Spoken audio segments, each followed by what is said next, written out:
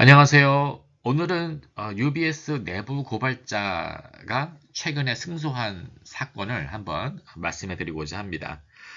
우리나라 같은 경우는 어떤 공정하고 상식적인 판단을 기대하기 어려운 현실을 감안하면 상당히 부러운 케이스가 되겠습니다. 자, 사건의 전말은 이렇습니다. 트레버 머레이라는 전 UBS 소속 증권 애널리스트가 있는데 이 사람이 조사 보고서를 만들었어요. 근데 그 보고서의 결과가 시장이 원하는 내용이 조금 아니었던 것 같아요. 그래서 회사 측에서 좀 시장 입맛에 맞게 바꿔달라고 요청을 했습니다. 근데 이게 머레이 씨가 보기에는 이게 비윤리적이다. 그래서 회사 측한테 항의를 했습니다. 그렇지만 주장은 받아들여지지 않고 오히려 회사로부터 해고를 당합니다. 그래서 머레이 씨는 2012년에 회사를 상대로 소송을 제기합니다.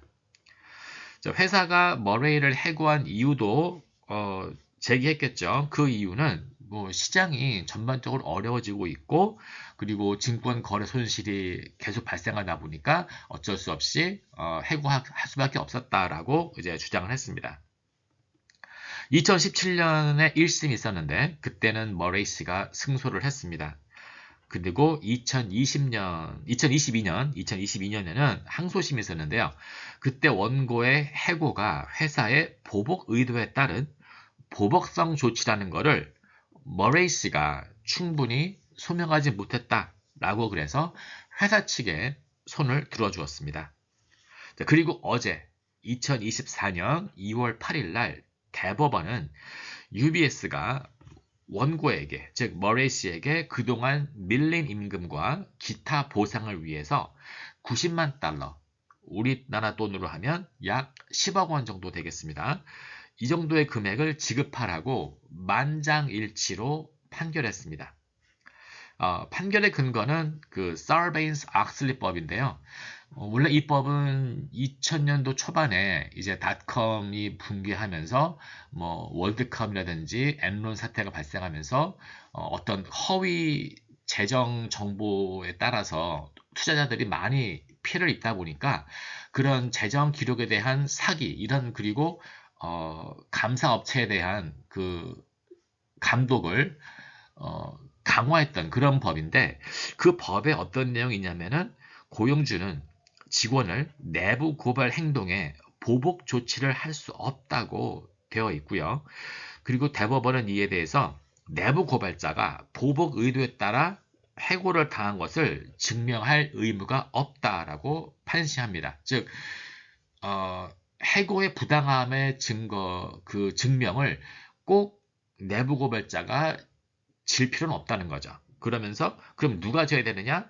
기업이 해당 직원에 대해서 내부 고발 행위와 관계없이 이 인사 결정이 이루어졌을 거라는 것을 증명해야 된다고 판시했습니다.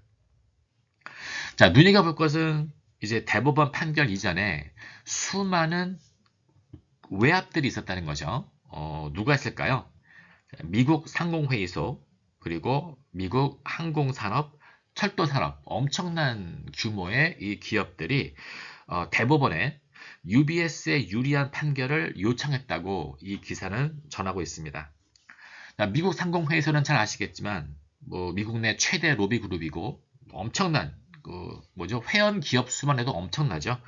거기다가 항공산업, 철도산업까지 다 가세를 한 상황에서 대법원 판사들이 아무리 머레이의 주장이 옳다고 해도 힘없는 한 개인의 손을 들어주는 게 엄청난 용기와 결단이 필요하지 않았을까라는 생각이 듭니다.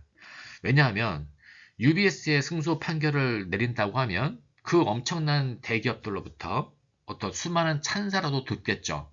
또는 눈에 보이지 않는 어떤 간접적인 이득을 취할 수도 있겠죠. 근데 한 개인한테 손을 들어준다면 돌아오는 게 아무것도 없죠. 그죠? 저는 이 점이 너무나 부럽고 위대하게만 느껴집니다. 네, 오늘은 미국의 UBS의 내부 고발자 사태에 대해서 한번 말씀을 드렸습니다. 감사합니다.